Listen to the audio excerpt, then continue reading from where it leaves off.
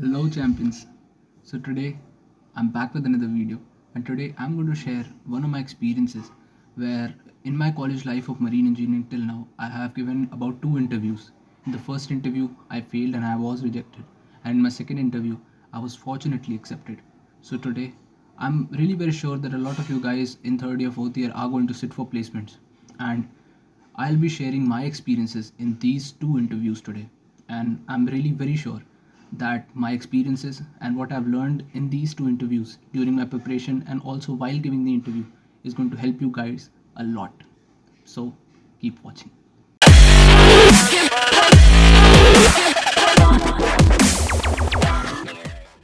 So let's start with my first interview experience.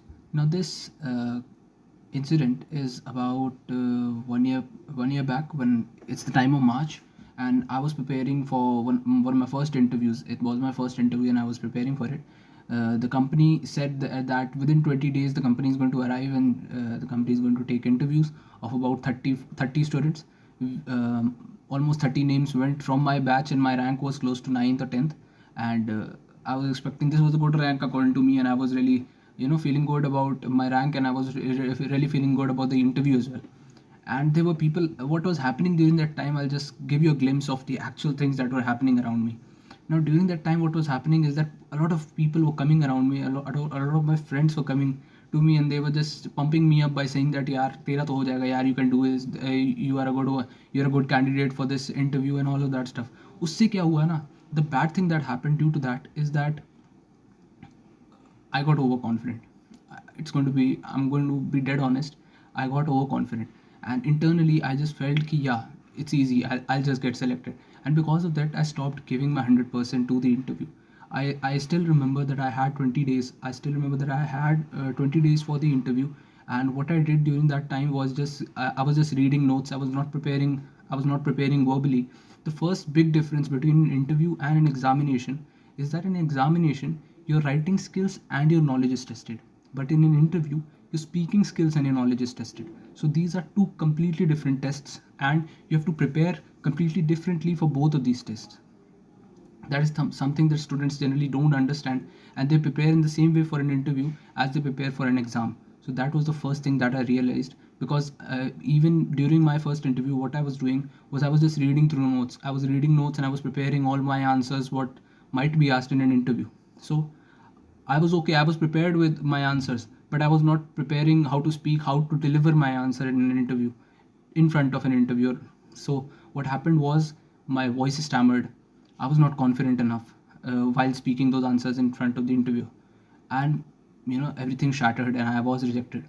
I still remember that because of these things, because of a lot of my friends coming to me and telling ki tera ho jayega, but because what they were doing was they were doing it in a positive sense, just to give me confidence that I'm good enough. But it was my mistake that I took it in a bad way, and because of that I became overconfident, and this was one of the biggest reasons why I didn't give my 100%. I was just reading through notes, and I wasn't selected. And that was my first interview experience. When I was not selected, I was really shattered, because even because I didn't give my 100%. And after getting rejected, you know what the reality was, that after giving the interview, I was very well aware that I'm not going to get selected.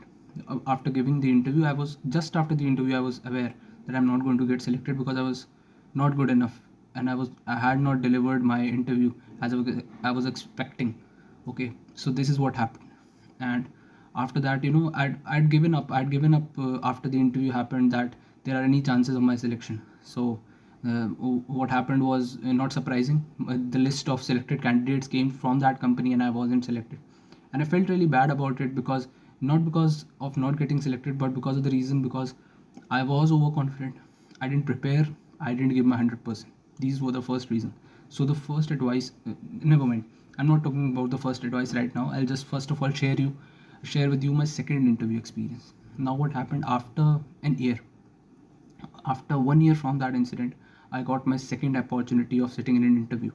Now this time about 40 students were sitting in the interview, and my rank was 30. So you can say that my rank was not good, and all I had was just my knowledge and how I'm going to deliver my interview. That was all I had. It's not that I was rank 2 or 3 or 4. that I was really very confident. I was really very confident with my knowledge. All I had was how good can I prepare what I'm doing, how well can I prepare what I'm doing, and how well can I deliver on the day. So I had almost 30 days for preparing. As I had almost 20 days for the first interview, I had almost 30 days for preparing for the second interview as well. And what I started doing is that I started with mock interviews. I called up one of my friends and I said that, we are both going to take one interview of each other every day, and we were both preparing. And I'm really very sure that about we both had given about 100 to 150 interviews, mock interviews of each other. Because of that, what happened is that my answer delivery, the keywords that I was using in my technical answers of marine engineering, answers related to IC engines or marine auxiliaries, naval architecture, fire, all of these subjects, these are very technical subjects, and you have to use your keywords to get through the interview. And because of giving those 100 150 interviews, the confidence in my delivery of the answers increased drastically. I was And one thing that I was thinking throughout this 30 days was that I'm going to give my 100%, because this was one of my last chances that I had in my college for interviews. And what I was thinking at that point of time was just to give my 100%, because this is one of the last chances. So give everything that I have. And because of that, I read through notes, I read through books, I read through very whatever material that I had in book form or on internet or on Google.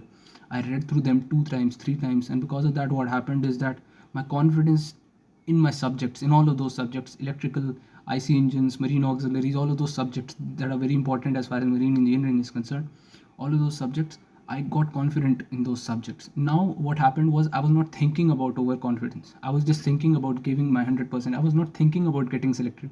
I was just thinking about giving my best at any cost. Why? Because I was just thinking this is the last chance that I have. After that, after this, I'm not going to have any chances of getting placed in a good company, you can say. That was what my mindset was, and I was giving my 100%. So the biggest thing that helped me, and the biggest advice that I might give you right now, is whenever you're sitting for an interview, you are in third year, fourth year, and you have almost 30, 40, 50 days. Don't think about the number of days you have.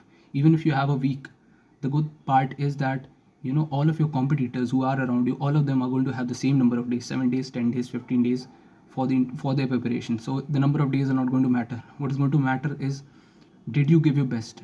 Did you deliver? Did you on if you had 15 days, and on the 14th day you should be aware that, yeah, Abir, you had given your best, or you have given your best. You should be aware. You should be aware that there should be an intuition within you that, yeah, I have given my best. And no matter what, because of that, what happened, because of these 30 days when I was giving my best, what happened was that I started to have this faith within me that no matter what, even if I don't get selected, I have really worked hard, and I am going to get placed eventually in some company, because I've really worked hard, and I've really grown up as a person. And I started believing that I've become a way better marine engineer now than I was maybe 60 days back. And because of that faith, because of that confidence, because of my completely because of my hard working again and again through those 30, 40, 50 days, it really grew. And what happened in that interview, the delivery of my answers, the timing of my answers, the keywords that I was using in my answers, all of those things were so beautifully constructed. I was not preparing my answers while I was in front of the interviewer, but because of those 100, 150 mock interviews with my friend, what happened was my answers were so smooth. My answers had all the keywords that were needed, and most of the answers, or most of the questions that were asked by the interview, most of them were already prepared by me in the last 30 days in those mock interviews. So that is the best thing that could have happened with me in this second interview. So this was my experience as far as the first and second interview is concerned. And the advices, now coming to the advices, the conclusion that I like to make for you guys, so that you can just pen it down and you can know what are the best things that you can do if you're preparing for something. The first thing is that go for certifications, as many certifications as possible. In my first interview, I was not having many technical certifications as far as marine engineering is concerned. If you are going for any other engineering branch, go for technical certifications, go for technical courses that you can do, and gain your skills over that. All the other things are not going to matter that much, but if you have a technical expertise, a technical certification in that feels that is going to help you a lot in the interview, because the interviewer is going to ask you questions related to that, and if you can answer them, it's going to you are going to stand out. You are going to stand out a lot, and that is what happened in my second interview. I did a lot of technical certifications by that time, and almost 15, 20, and because of that, the interview asked me about those certifications, and I was able to answer all of them. And he was impressed by me answering all about all of those technical skills very comfortably and very smoothly. And that happened because of the mock interviews. So the second advice after the technical certification is that you should be doing a lot and a lot and a lot of mock interviews as much as possible. The mock interviews, what it's going to do is that it is going to make you comfortable in pressure situations in front of an interviewer. It is going to make your answers way more smoother. It is going to make you habitual with those keywords that are required in your answers. So if let's consider, if an interviewer is asking you a particular technical question, so your keywords that are required in those answers, those technical keywords that are required in your answers, all of them are going to come out of your mouth without even knowing. You won't even know that you have said such a beautiful constructed answer, and all of them are going to come out of your mouth. So that was one of the best things that happened. Apart from that, what I'll say is that the notes, the interview questions, prepare interview questions. You have to prepare almost 250, 300, 400, 500 interview questions, only questions that might be asked in the interview, and prepare them as much as possible, because all of those questions are the set of questions that will be that the interviewer is going to ask you. So prepare them continuously. Go back and back, go back to those questions, read those questions, answer those questions. It's not about reading, it's not about preparing through books, it's about speaking out the answers. It's about speaking out. It's about standing in front of a mirror or standing in front of your friend and delivering those answers to as many people as possible. And that was when I realized these were some of the you know best things that I could really understand by failing in my first interview and then getting selected in my second interview. I could realize that where I was wrong in my first interview, and what I did right in my second interview. And this is what my experience was in both of these interviews. And I hope that you're going to like what I said and my experience, and you're going to learn some part. It's going to be helpful for you in some way or other. So that's it from my side. So until then, remain legend.